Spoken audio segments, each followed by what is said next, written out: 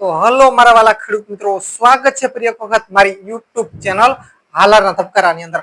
ખેડૂત ભાઈઓ, આજે આપણે ખાસ મગફળીના પાક માટે પાયામાં કયા કયા ખાતર ખેડૂતોએ વાપરવા જોઈએ જેથી કરીને બમ્પર ઉત્પાદન મળે, સારું ઉત્પાદન મળે.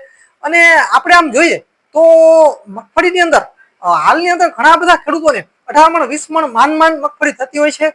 એને મગફળી 35 મણ 30-35 મણ જો કરવી હોય તો ખરેખર કયા કયા ખાતર વાપરવા જોઈએ, તો તેના વિશે થોડોક પાયાના ખાતર વિશે આજે થોડી ખાસ માહિતી ખેડૂતો સુધી ઉગાડવાની કોશિશ કરવાના છીએ. તો વાલા ખેડૂત મિત્રો, વિડીયોની શરૂઆત કરતા પહેલા તમે અમારી યુટ્યુબ ચેનલ હાલારનો ધબકારો જે તમે જોઈ રહ્યા છો તેની અંદર જે યુટ્યુબમાંથી જો તમે જોતા હો તો અમારી ચેનલ ખાસ સબસ્ક્રાઇબ કરી નાખજો. ચેનલ સબસ્ક્રાઇબ કરી નાખશો એટલે સાઈડમાં ઘંટડીનું નિશાન આવશે તે પણ દબાવી દેજો, જેથી કરીને અમારા વિડીયો તમારા સુધી કાયમી માટે પહોંચતા રહે. અને સાઈડમાં હાઈપનું નિશાન આવશે, લાઈક આપશો, વિડીયોને લાઈક આપશો, સાઈડમાં હાઈપનું નિશાન આવશે તે પણ દબાવવાનું ભૂલશો નહીં, જેથી કરીને અમારી ચેનલને ક્યાંક ને ક્યાંક ગ્રો મળતો રહે. અને ખેડૂત જો ફેસબુક પેજમાંથી તમે જોતા હો તો અમારું ડીકે દલવાડી મારું પેજ જે છે તે ફોલો કરવાનું ભૂલશો નહીં, જેથી કરીને અમારા વિડીયો તમારા સુધી કાયમી માટે પૂગતા રહે. હવે ખેડૂત ભાઈઓ, પાયાના ખાતર નાખતા પહેલા ખેડૂતોએ શું કરવું જોઈએ? પાયાના ખાતર નાખતા પહેલા ખેડૂતોએ ખરેખર આમ જોઈએ તો જમીનની લેબોરેટરી કરવી જરૂરી છે. જો આપણે લેબોરેટરી કરીએ નહીં, જો કે લગભગ ખેડૂતો આવું કરતા નથી, લેબોરેટરી બહુ કરતા નથી, અમુક ટકા જ ખેડૂતો જમીનની લેબોરેટરી કરે છે. ખેડૂત ભાઈઓ, લગભગ ખેડૂતો કરતા નથી, પણ ખરેખર લેબોરેટરી કરવી જરૂરી છે, જેથી કરીને આપણે ખબર પડે કે આપણી જમીનની અંદર કયા કયા પોષક તત્વોની ખામી છે, કયા કયા પોષક તત્વોની આપણી જમીનને જરૂર છે, ખરેખર કયા પોષક તત્વો છે અને કયા નથી. આપણે જે છે એ પાછું ફરી વખત એને નાખીએ તો એનો કોઈ મતલબ નથી, અને જે જરૂર છે એ પોષક તત્વો આપણી જમીનને મળતું ન હોય. એટલે આવું બને તો પણ આપણું જે મગફળીનું કોઈ પણ ઉત્પાદન હોય, મગફળીનું હોય કે કોઈ પણ પાક હોય, તેનું ઉત્પાદન પૂરતું આપણે મેળવી શકતા નથી. ખેડૂત ભાઈઓ, ખાસ તમને જણાવી દઉં કે આપણે કેમ તાવ આવે એટલે આપણે કેમ આપણું જે લોહી અથવા તો ગમે તે આપણે ચેકઅપ કરીએ, તેની લેબોરેટરી કરીએ, ત્યારબાદ જ જે ડોક્ટર જે છે તે આપણે દવા આપતા હોય છે, એની ઉપર આપણે દવા આપતા હોય છે. એટલે ખાસ ડોક્ટર એમ કહેતા હોય છે ઘણી વખત કે તમે આનું લેબોરેટરી કરો, ત્યારબાદ જ તમને કઈ દવા આપવી એ ખબર પડશે. તો આ પણ એક એવું જ છે, આની પણ આપણે જમીનની પણ આપણે લેબોરેટરી ચકાસણી કરવી ખાસ જરૂરી છે. તો ખાસ ખેડૂતોને મારી ભલામણ છે કે આવું કરવું જોઈએ, જેથી કરીને આપણે ખબર પડે કે આપણી જમીનની અંદર કયા કયા પોષક તત્વોની ખામી છે. ખેડૂત ભાઈઓ, સેન્દ્રિય ખાતર એટલે કે દેશી ખાતર જે ખેડૂતો વાપરતા હોય તે પહેલા આપણે શરૂઆત કરીએ દેશી ખાતરની, ત્યારબાદ આપણે આ માહિતી આપશું રાસાયણિક ખાતરની. તો ખેડૂત ભાઈઓ, ખાસ જો આપણી પાસે છાણિયું ખાતર હોય તો તે દેશી ખાતર જ મગફળીને નાખવું જોઈએ, સેન્દ્રિય ખાતર જ બરાબર છે. રાસાયણિક ખાતર પ્રથમ નાખવું ન જોઈએ. આ જો તમારી પાસે હોય તો દેશી ખાતર જ નાખવું જોઈએ. અને દેશી ખાતર ન હોય તો તમારે ચાન્સે મોરમ ભરવી જરૂરી છે. મોરમ અવર પણ ભરવી ન જોઈએ, જમીનની અંદર મોરમ જે છે એ વધારે ન ભરવી જોઈએ. જે આપણી જૂની જમીન હોય તેના હારે આપણી જે મોરમ જે આપણે ટૂંકમાં મોરમ બૈડ જે આપણે જે કાંઈ આપણે તળાવમાંથી કાપ કે વગેરે જે આપણે નાખીએ ખેતરની અંદર, તે જૂની જમીન હારે બરાબર મિક્સ થવી જોઈએ. જો તમે દર વધારે નાખી દેશો તો માંડવી ચોટશે નહીં, ઉત્પાદન પૂરું આવશે નહીં. એટલે આ ખેડૂતોને મારી ખાસ ભલામણ છે કે વધારે પ્રમાણમાં મોરમ પણ નાખવી ન જોઈએ, કાપ પણ નાખવો ન જોઈએ, મીડિયમ નાખવાનો, તેનાથી પણ સારું થશે. અને દેશી ખાતર પ્રથમ ખેડૂતોને મારી ભલામણ છે કે દેશી ખાતર બને ત્યાં સુધી નાખવું જોઈએ જમીનની અંદર. તેનાથી તેની અંદર બધા પોષક તત્વો આવી જતા હોય છે, મોરમની અંદર પણ લગભગ પોષક તત્વો આવી જતા હોય છે. તો ખેડૂતોએ આ વસ્તુ ખાસ કરવાની જરૂર છે. પણ ખેડૂતોને મારી એક બીજી ભલામણ એ છે કે દેશી ખાતર, પાયાના ખાતર, મગફળીમાં પાયાના ખાતરમાં દેશી ખાતર નાખતા પહેલા ટૂંકમાં નાખી અને તે આપણે જે સીધું ચાહે ભરી દઈએ એ બરાબર છે, ચાહે ભરવું જરૂરી છે, પણ તેની અંદર રોટો પણ આપવો જરૂરી છે. આપણે ચાસે ભરી દઈએ ને તો તેની અંદર મૂંડા પડવાના ઇસ્યુ વધારે આવતા હોય છે. આ દેશી ખાતરમાં આ એક પ્રોબ્લેમ આવતો હોય છે. એટલે ખેડૂતોને મારી ખાસ ભલામણ છે કે તેની અંદર ખાતર જો તમે ગાંગડા વાળું હોય તો તમારે મિક્સ બરોબર કરવું છે. મિક્સ કરવા માટે તમારે રોટો આપવો પડે. જો તમારે રોટો ન આપવો હોય દેશી ખાતર નાખીને, તો તમારે પ્રથમથી જ જે તમારું જે દેશી ખાતર જે છે તે એકદમ મોરમ મટી નાખી અને બરોબર મિક્સ કરીને નાખવું જોઈએ, જેથી કરીને મૂંડાનો ઇસ્યુ આગળ જતા ન આવે. આ એક વસ્તુ થઈ દેશી ખાતરની, તો ખાસ દેશી ખાતર જરૂરી છે. ત્યારબાદ એરંડીઓનો ખોળ, એરંડીઓનો જો ખોળ આવે છે તે ખાસ મગફળીની અંદર ખેડૂતોએ નાખવો. હવે એરંડિયાનો જે ખોળ આવે છે તે સસ્તો છે, સારો છે અને ઓર્ગેનિક ટાઈપ છે. એટલે ખાસ ખેડૂતોને મારી ખાસ ભલામણ છે કે મગફળી વાવેતર પહેલા આપણે જે પાયાના ખાતરમાં આપણે જે એરંડિયાનો જે ખોળ આવે છે તે ખાસ નાખવો જરૂરી છે. તેનાથી ઘણા બધા ફાયદા થાય છે. એરંડિયાના ખોળથી પેલો ફાયદો તે થશે મગફળીની અંદર કે જે ફૂગ જે આવે છે ને તે કંટ્રોલ કરશે. બીજી વસ્તુ મગફળીને પોષક તત્વો પૂરું આપશે. એક તો એ ફાયદો થયો.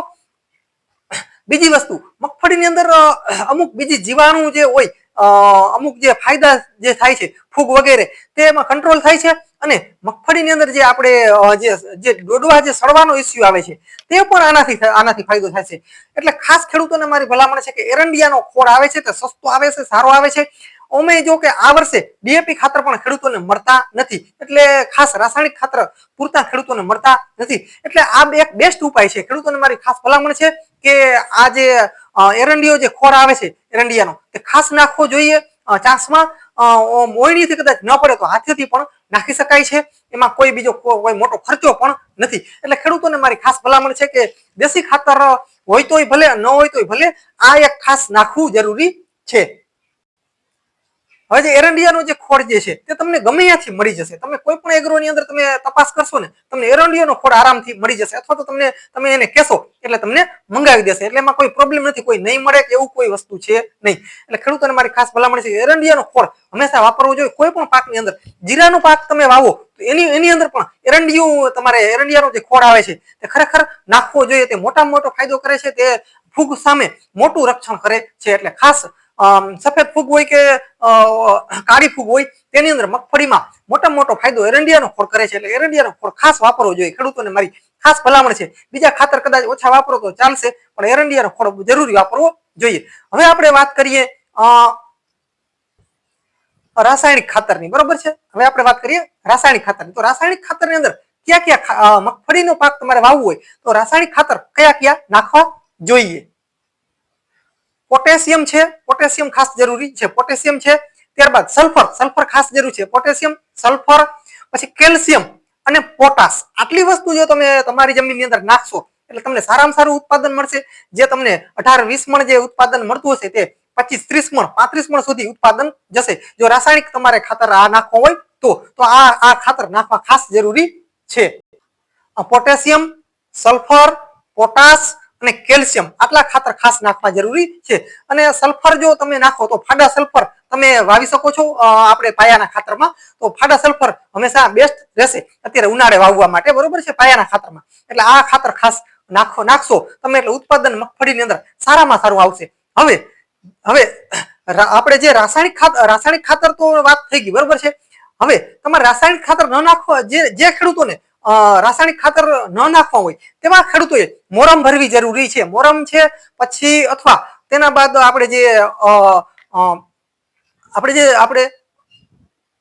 દેશી ખાતર આવે છે તો દેશી ખાતર અને મોરમ એટલે કે જે આપણે તળાવમાંથી જે કાપ જે ખેડૂતો કહેતા હોય છે તે નાખેલું હોય તેને આપણે મેં તમને જે રાસાયણિક ખાતર કીધા એ એટલા તમે ન નાખો તો પણ ચાલશે. આ જો બે વસ્તુ કરેલી હોય અથવા તો ખાલી તમે દેશી ખાતર જ બરોબર નાખેલું હોય તો તમારે રાસાયણિક ખાતરનો કોઈ વધારે ખર્ચા કરવાની જરૂર નથી. આ ખાતર જો તમે નાખતા હો તો સેન્દ્રિય ખાતર જે મેં તમને કીધું એ હોય તો કોઈ જાતનો પ્રોબ્લેમ નથી. બાકી એરંડિયો ખોળ તો તમે કોઈ પણ ખાતર નાખેલું હોય તો એરંડિયો ખોળ તો અચૂક વાપરજો. તેના ઘણા બધા બેનિફિટ છે અને સારું ઉત્પાદન મળશે. એટલે ખાસ ખેડૂતોને મારી ભલામણ છે કે એરંડિયું ખોળ જે આવે છે તે વાપરવો જ જોઈએ. કોઈ પણ કંપનીનું ચાલશે પણ એરંડિયું ખોળ હોવો જરૂરી છે. તેની અંદર ફૂગમાં મોટો કંટ્રોલ દે છે અને એકદમ જમીનને કોઈ જાતનું નુકસાન કરતી નથી. એટલે ખાસ તે ઓર્ગેનિક ટાઈપ છે એટલે ખાસ તે નાખવું જરૂરી છે.